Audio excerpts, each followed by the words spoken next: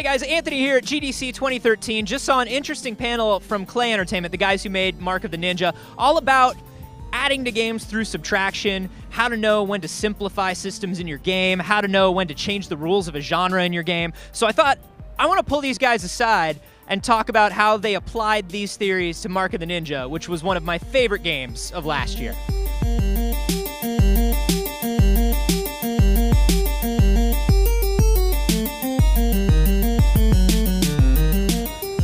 I'm here with Jeff Agala, who is the creative director over at Klei Entertainment. You just gave a talk about Mark of the Ninja, which is one of my favorite games of last year. Thank you. And I love this talk because you focused on some of the things, some of the reasons behind decisions that I think stealth fans might have found a little off-putting in your game. Yep. You know, for instance, you talked about why you made decisions like making cones of sound visible, making lights only on or off, kind of why you removed anything that was unclear. And I think people who are stealth fans got a little worried about that, thinking maybe you were oversimplifying the genre. Yep. Can you talk a little bit about why you came to those decisions? Okay, well, it really was based off the idea of making it clear to the user what's going on, so allowing them to plan.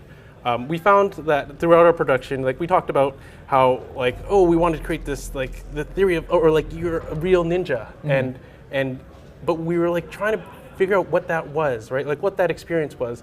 So so we came up with this theory of like when you're like hidden in the shadows and you see everything going on, you just sit there and you plan what you're going to do to these people, right?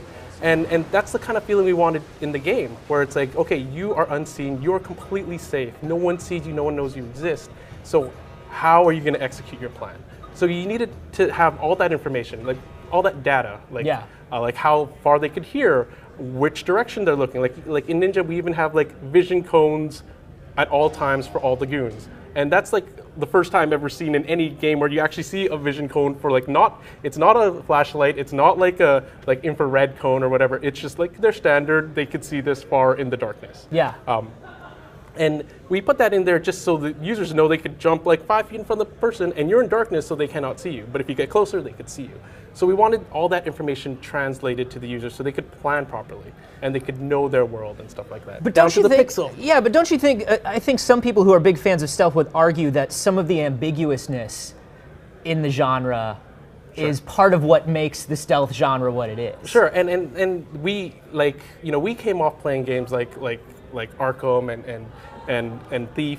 Thief was a big inspiration for us, and even just like Assassin's Creed and stuff like that. And it really did boil down to, we had our theories of, like, we felt the same way. We felt like, you know, let's make this game of like, and we came off Shank and Shank 2, where it's like kind of immersive, less UI and all that stuff. So we tried it with less UI, less kind of like, just like let the player figure it out.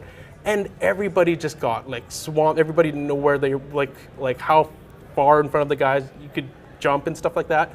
And it just became this big mush, especially in 2D, where it's like you only have a few options. So you want it to be clear, like I could jump exactly there and then jump away and then no one will see me. Or I could I could grapple hook right across these guys' head and they're not going to see me because I know their vision code. So it really became, like, we did test those theories. Like, we actually made that game, and it didn't work for the 2D stealth game. Like, so then we actually, like, you know, we came up with new theories. We came up with making it, like, the idea of planning and making that clear to the user. Like, plan, this is the scenario, plan how you're going to execute this. And then giving them all the knowledge they have, or all the information they needed to plan. So then where does, if you're able to sit and plan with impunity, where does the difficulty come from in a 2D stealth game?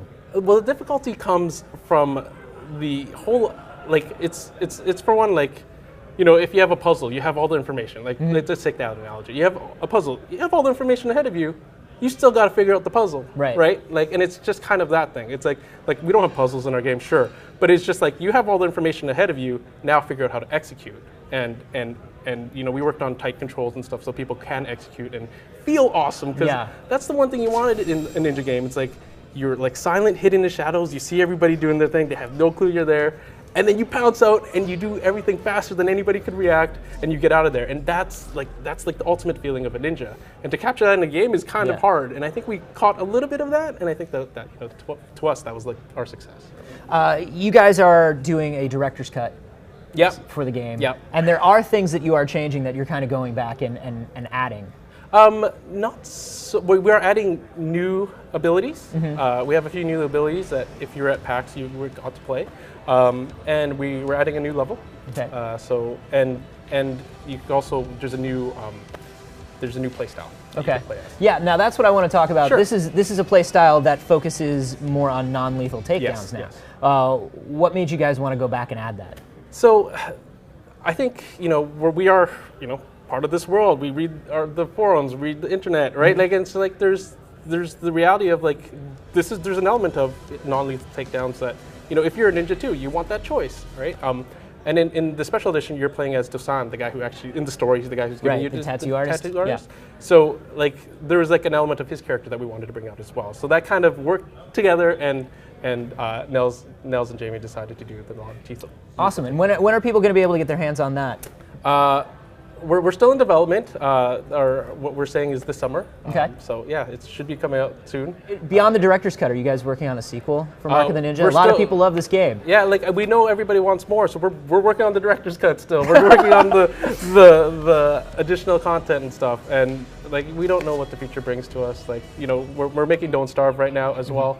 And that which is awesome. Split crew, I've been playing the beta of that. Yeah, that's a really fun game to make, and we have a lot of I'm still working on both projects, so it's kind of hard still. So you asked me for more. Just do three games at once. We are only one company, but yeah, obviously. Cool. So if they want to find out more about the director's cut of Mark of the Ninja, Don't Starve, and you're going to announce Mark of the Ninja 2, so they should check out what? It's just markoftheninja.com. What is that? We are officially, or not, there's nothing in development for whatever your game you're talking about. All right. But we do have the special edition, which has the funny thing about the special edition has tons of commentary, like interviews with all the staff, all the staff do commentary, not just the directors, not just the core people, it's the entire staff.